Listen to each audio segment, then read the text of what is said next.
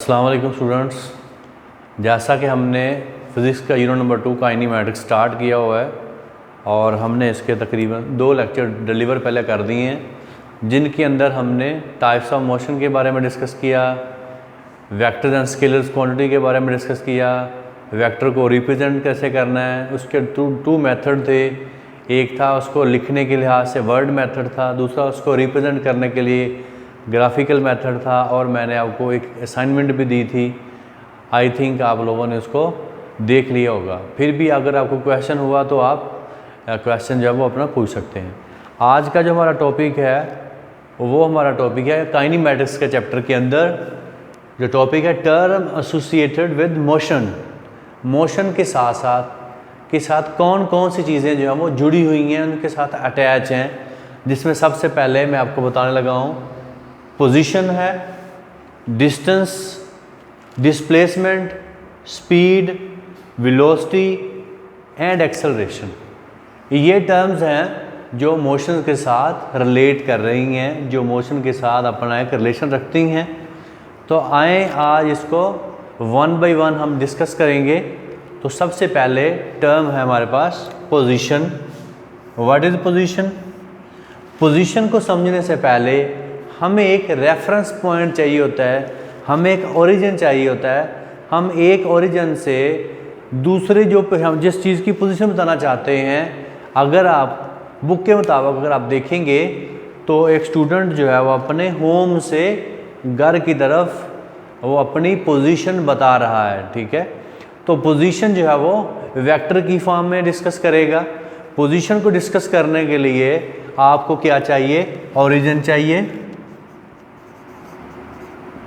Origin चाहिए, या फिर आपको एक रेफरेंस पॉइंट चाहिए। उस पॉइंट या ओरिजिन के अकॉर्डिंगली आप किसी भी प्लेस की जो है वो लोकेशन को या जगह को या किसी प्लेस को या किसी भी जगह की जो लोकेशन है एग्जैक्ट आप बता सकते हैं। फिर से सुनिए, रेफरेंस पॉइंट से आप किसी भी चीज़ की लोकेशन बताते हैं। वो कोई भी प्लेस हो सकती है या कोई पॉइंट हो सकता है। क्या हो सकता है? प्लेस और पॉइंट, उसकी आपने लोकेशन जो है वो बतानी है। इस टर्म को, इस चीज़ को कहते हैं पोजीशन। आपका ये घर है, इसके आगे ये रूट्स हैं डिफरेंट। तो फ़र्ज़ करें आपका यहाँ पे स्कूल है, तो आप यहाँ से बताएंगे कि आपकी पोजीशन क्या है। आप डायरेक्ट यहाँ से एक एरो लगाएंगे, this is the position of your school from your home. आपके घर से आपके स्कूल तक की जो पोजीशन है आप ऐसे लोकेट कर देते हैं, ठीक है। तो इस तरह से पोजीशन को समझने के लिए आपको ओरिजिन का पता होना चाहिए। यहाँ पे ओरिजिन क्या है? आपका होम है, दिस इज ओरिजिन। तो ये लोकेशन है, ठीक है। ओरिजिन से लोकेशन आपने बता दी, किसकी? स्कूल की। तो इसे हम बोलेंगे दिस इज द पोजीशन, ठीक है। अब स्टूडेंट्स हम आगे बढ़ते हैं डिस्प्लेसमेंट की तरफ, सॉरी डिस्टेंस की तरफ। What is distance? Distance is any type of length. किसी भी तरह की लेंथ हो सकती है, रेगुलर भी हो सकती है, इररेगुलर भी हो सकती है, लॉन्गेस्ट भी हो सकती है, मीडियम भी हो सकती है, तो ये शॉर्टेस्ट भी हो सकती है। तो अगर मैं बात करता हूँ डिस्टेंस की, तो ये जस्ट लेंथ है, इट इज़ अ लेंथ। ये थोड़ा सेपरेट कर देता हूँ। लेंथ बिटवीन टू पॉइंट्स, दो पॉइंट के दरमियान में कोई लेंथ हो सकती है। जनरल बात यहाँ पे कर रहे हैं हम। डिस्टेंस वेरी सिंपल, दो पॉइंट के दरमियान में कोई लेंथ हो सकती है, कोई लंबाई हो सकती है, उसे हम कहते हैं डिस्टेंस। डिस्टेंस को हम सिंबल के तौर पे एस से इसको डिनोट करते हैं, एस। डिस्टेंस स्केलर क्वांटिटी होती है क्योंकि इसके अंदर रेगुलरिटी नहीं होती, ठीक है, तो इसको रिप्रेजेंट करने के लिए हम इसका फार्मूला भी बनाएंगे, लेकिन थोड़ी सी हम और आगे बढ़ेंगे। तो इसका डिस्टेंस कैसा हो सकता है, कोई भी जिग जैग वे में कोई लाइन हो सकती है। This is the distance, this is the length between two points, एक पॉइंट ये है, एक पॉइंट ये है, this is the distance. Okay, अब हम इससे आगे बढ़ेंगे। This is the next topic, displacement. Displacement क्या है, अगर हम डिस्टेंस को थोड़ा सा आगे बढ़ाते हैं, डिस्टेंस को ही थोड़ा सा आगे ले जाएं, तो डिस्प्लेसमेंट बन जाएगा। मैं सिर्फ एक बात कहूँगा कि अगर किसी भी डिस्टेंस को आप स्ट्रेट लाइन कर दें, क्या करेंगे, स्ट्रेट लाइन करेंगे। अगर आप स्ट्रेट लाइन कर देंगे किसी भी डिस्टेंस को, दैट विल बी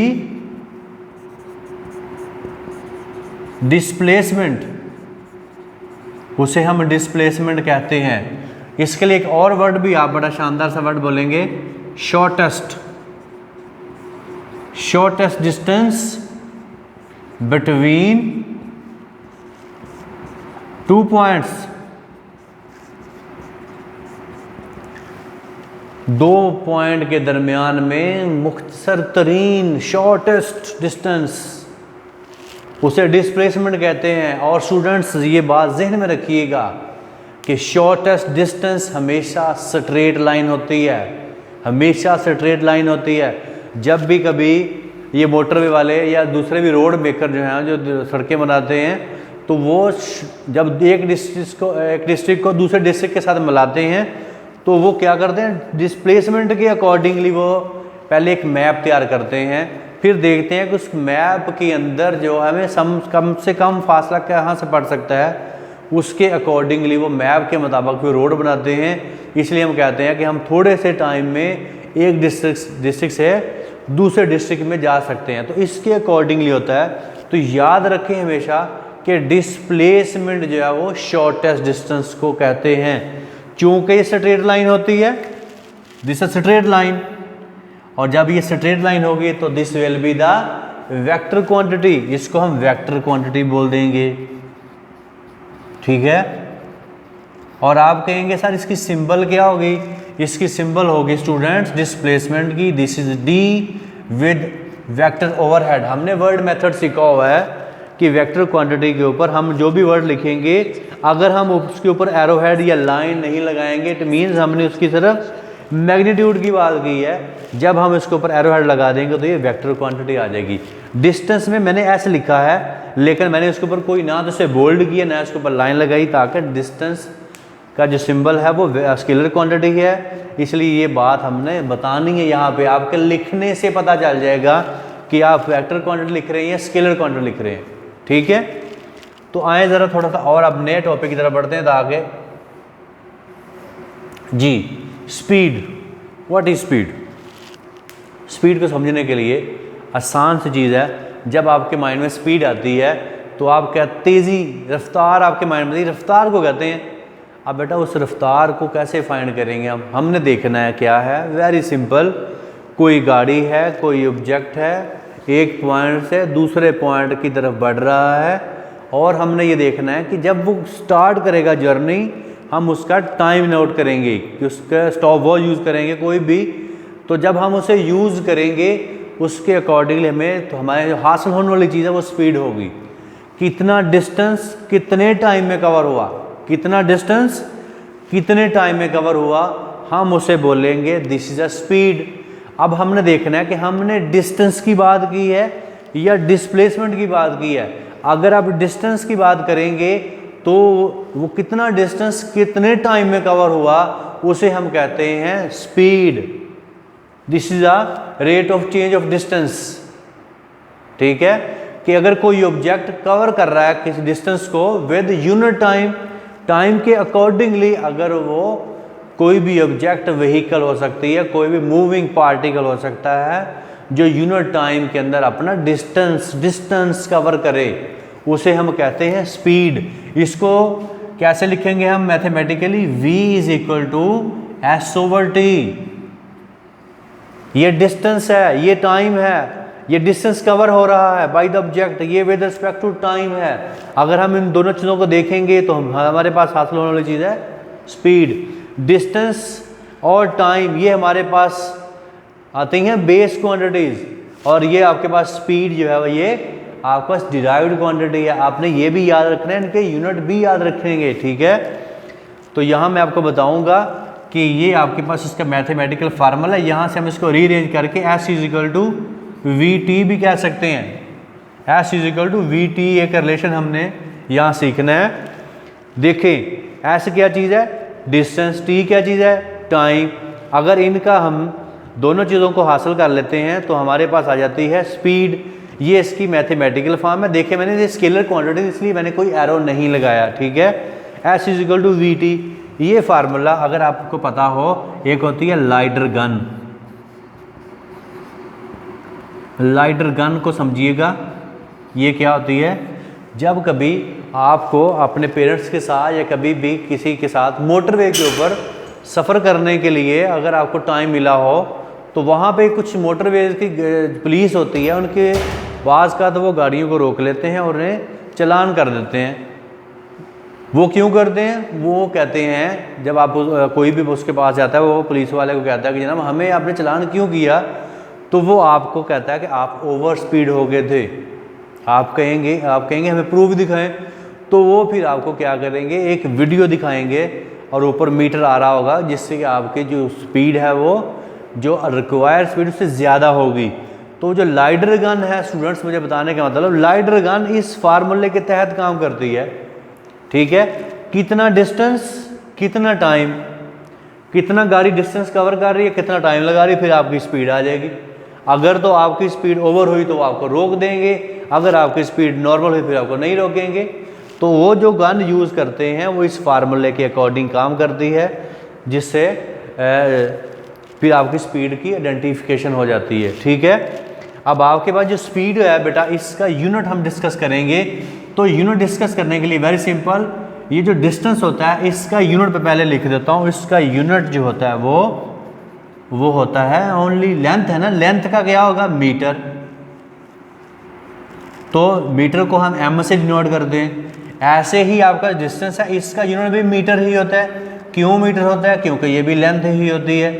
अब आपके पास डिस्टेंस है और टाइम है, इसका यूनिट है मीटर, इसका है सेकंड।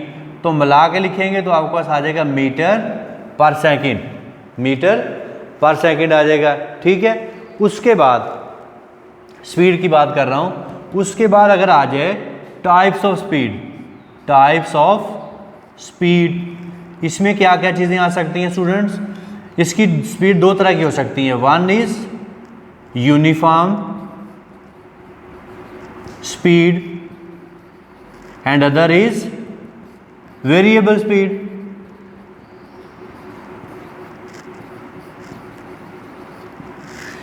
यूनिफॉर्म स्पीड ये होगी, पहले यूनिफॉर्म का मतलब क्या होता है, यूनिफॉर्म का मतलब सेम होता है। जैसे आप स्कूल में स्टूडेंट यूनिफॉर्म पहन के आते हैं, जैसे आर्मी वालों की यूनिफॉर्म होती है, फोर्सेस की है, पुलिस वालों की है, लॉयर्स की होती है, डिफरेंट डिपार्टमेंट्स की यूनिफॉर्म का मतलब सेम होती है, सिमिलरिटी उनके अंदर होती है। मैं आपको यहाँ पे एक छोटा सा ग्राफ बना के दिखाता हूँ, बल्कि ये मैं यहाँ पे बनाता हूँ ताकि आपको समझ आ जाए उसकी अच्छे से।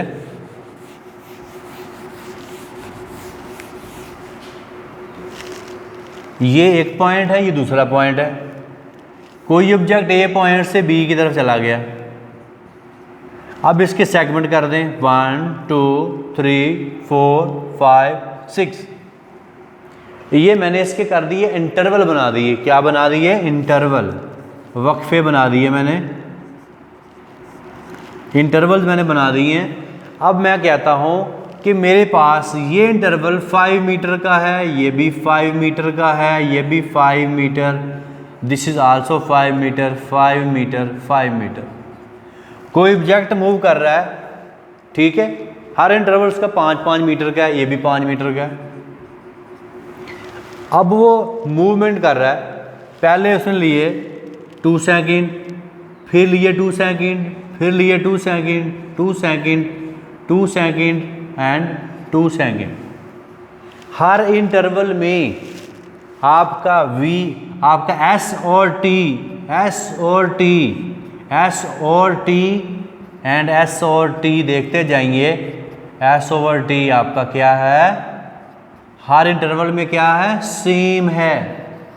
आपका distance covered by the object is same in each and every interval.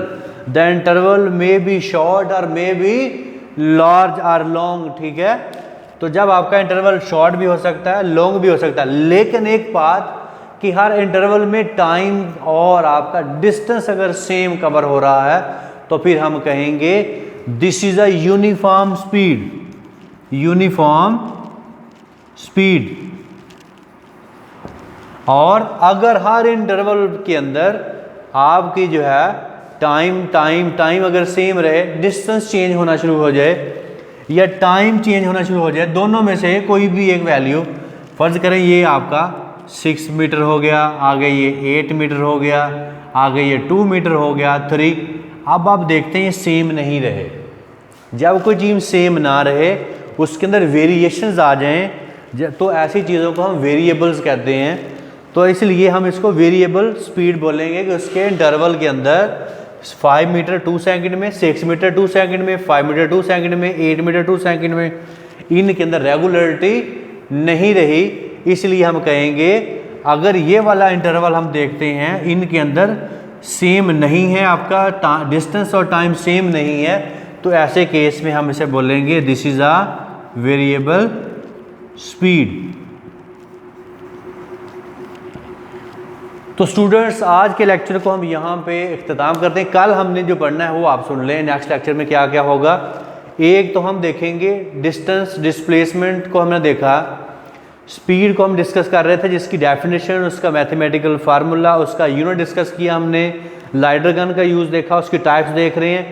कल हम स्पीड की ग्राफिकल वैल्यूज़ देखेंगे, स्पीड का ग्राफ ड्रा करेंगे कि यूनिफॉर्म के लिए कैसा ग्राफ शो करती है, वेरिएबल के लिए ग्राफ कैसे शो करती है, वहाँ से ग्राफ की मदद से हम कैसे इसको समझ सकते हैं। इसी तरह से इंशाल्लाह हम नेक्स्ट कल आपको बताऊँगा मैं कि स्पीड और वेलोसिटी में डिफरेंस क्या है, किस सिचुएशन में सेम हो सकती हैं, किस सिचुएशन में डिफरेंट हो सकती हैं, और किस सिचुएशन में ये दोनों चीज़ों में चेंज आए तो हमारे पास एक नई अमाउंट सामने आ जाए, एक नई वैल्यू सामने आ जाए, जिसको हम एक्सेलरेशन कहते हैं। तो इंशाल्लाह कल के टॉपिक में ये हम इसको डिस्कस करेंगे। एनी क्वेश्चन तो आप बाद में पूछ सकते हैं। अल्लाह हाफिज़।